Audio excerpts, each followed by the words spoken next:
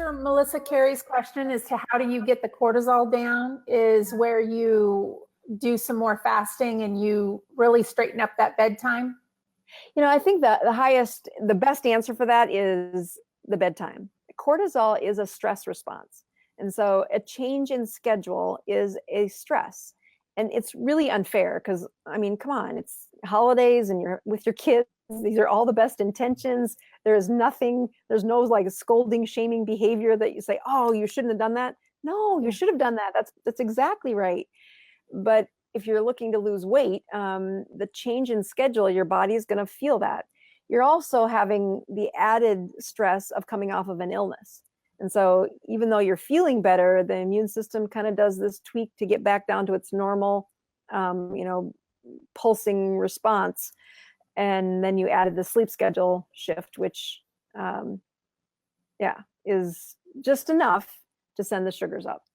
So it's not hard, but when the cortisol's up, first look back at the schedule, and sounds like that's the easiest. That's what's probably happened. The other things that are often, just kind of for audience, other things that make cortisol go up are pain.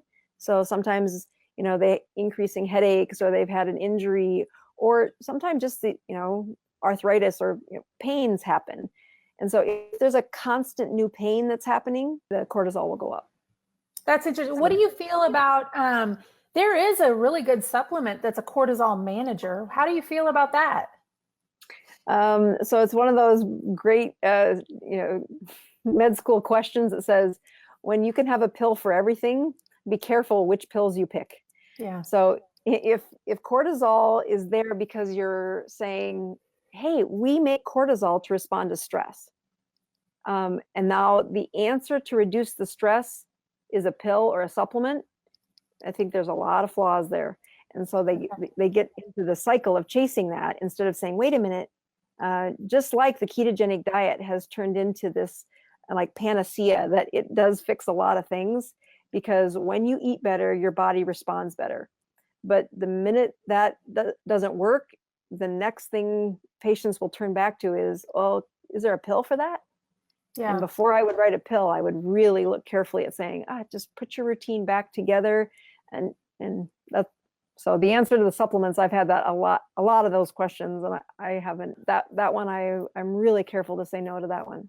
Okay. And I only ask because I used to work with a hormone specialist, and the amount of supplements from progesterol to cortisol manager to DIM Pro I spent $350 on supplements, and it was take 2 here, take 2 here, do this cream here, do this at night. And I was like a freaking pill factory, and I got sick of it, and it wasn't helping. And I just stopped all of it. I was like, this is ridiculous. I can't even take it. I'd rather eat healthy. And I just, and some of the supplements that I've been, throughout medicine, I like to have things you can follow. Like if you've got a vitamin D deficiency and we have a supplement to help your vitamin D, then we can measure that it got better. Or, vitamin D, there's lots of places. If you have a magnesium deficiency, we can measure it to see that it got better. The way you measure to see, is your stress getting better? Is your cortisol still winning? It is that ratio. And if we can get your ratio to at least below 80, we're kind of all the way up in the, what did you call it, above the hundreds called? It's a different reference, but we're way too high. Yeah. And so it doesn't hurt you. It just means you're not going to lose weight. Yeah. Marion Arden says, what about getting up a few times at night for potty or dealing with a dog does that also contribute to the higher morning numbers? She says, I am up at least 6 times a night for about 5 minutes or so. That's not good. That's really not good. Yeah. Sleep medicine is my favorite first love, is to teach about sleep. And if you want to make sure you make a lot of cortisol, wake up that many times a night. So you need to fix the dog problem. You need to fix, there's a way to improve bladder outcome problems. And they're not all easy, but one of them, that's too many times to get up in the night. You're going to have way too high cortisol. You'll never have sustainable weight loss. Yeah. We've learned so much from you about sleep. It is amazing. People think, oh, it's just sleep. No, it is super. It's like the root of all problems, it seems. Mm-hmm. Such a hard thing